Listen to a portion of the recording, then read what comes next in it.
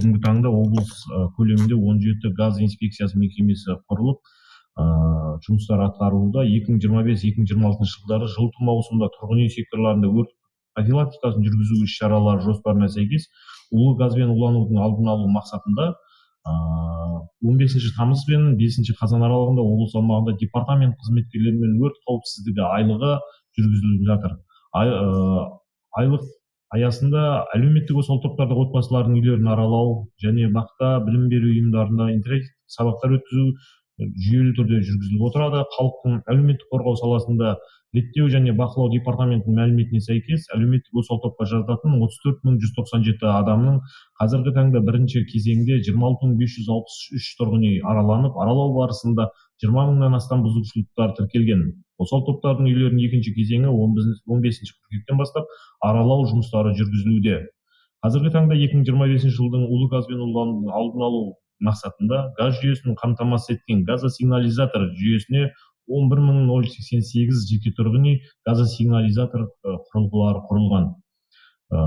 Сонымен қатар жылыту маусымына дайындық барысында бұқаралық ақпарат құралдары ретінде сөз сөйленіп, 104 рет сөз сөйленіп, оның ішінде телевидениеде 21 рет, радиода 11 рет, газет беттерінде 64 рет мақала жарияланып отырылады. Баяндамамды қорытындылай келе, құрметті Отырар ауданының Түркістан облысының тұрғындары мен қонақтарына жылыту маусымы кезіндегі мынандай қағидаларды ұстануды шақырған болар едім. Жылыту маусымының кезінде қала аудан тұрғындары үйлерді аралау кезде мобильді топтар құрылған.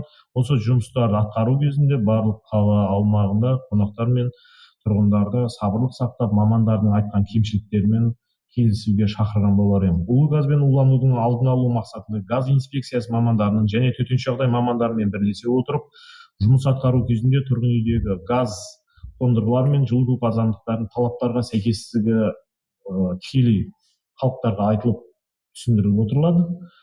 Бақ бойынша материалдар жарияланып, бұл кезекте өздеріңізге барлығыңызға белгілі, балаларды үйде жеке өзін қалдырмау мақсатына шақырған болар едім. Сонымен қоса жалпы өрт қауіпсіздік қағидаларын ұстануға Түркістан облысындағы барлық қонақтар мен тұрғындарға алда осы қазіргі таңда бірінші кезектегі жылыту маусымы кезеңіндегі қауіпсіздікті басты назарларына ұстауға шақырған болар едім. Құрметті спикер, жасаған баяндамаңызға алғыс білдіреміз.